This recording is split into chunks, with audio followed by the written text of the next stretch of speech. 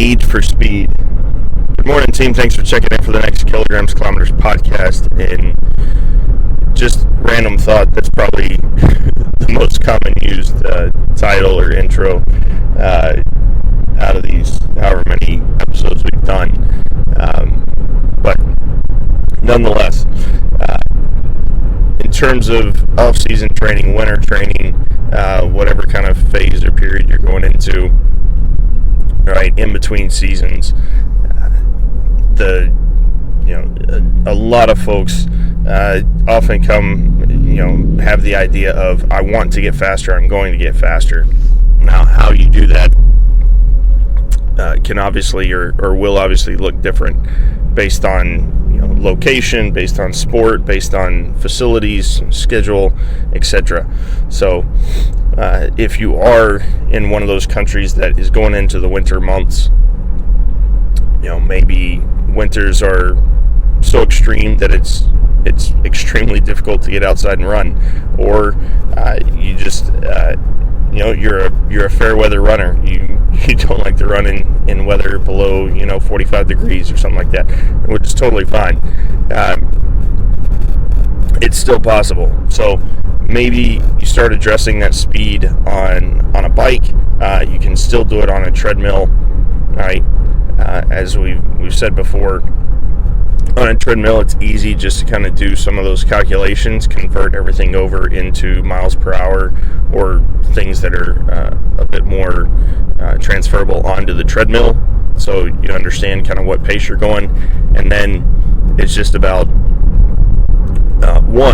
focusing on what type of speed you want to get. Do you want to get aerobic speed? Do you want to get speed endurance? Or are you trying to really get out and out max speed? And then being able to set up the routines and the framework, the structures around that. So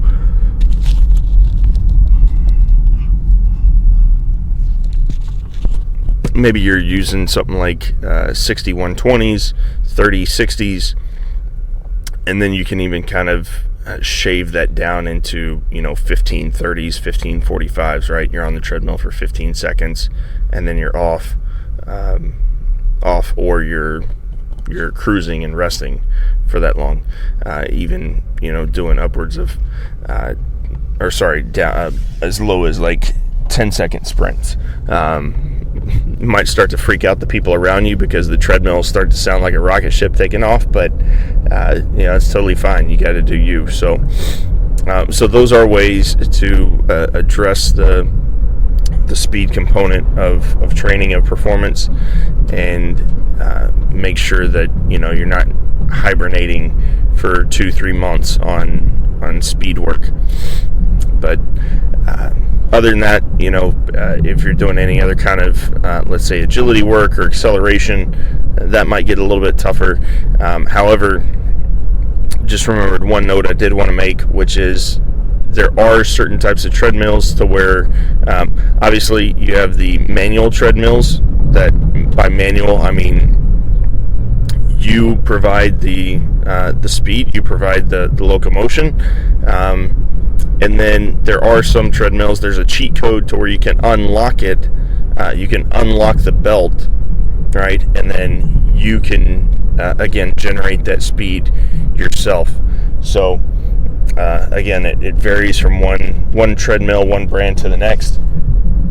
But if that's something that you're looking into or open to or want to try, hit us up, let us know, and happy to chat about what types of treadmills or the cheat code on those treadmills to be able to unlock the belt.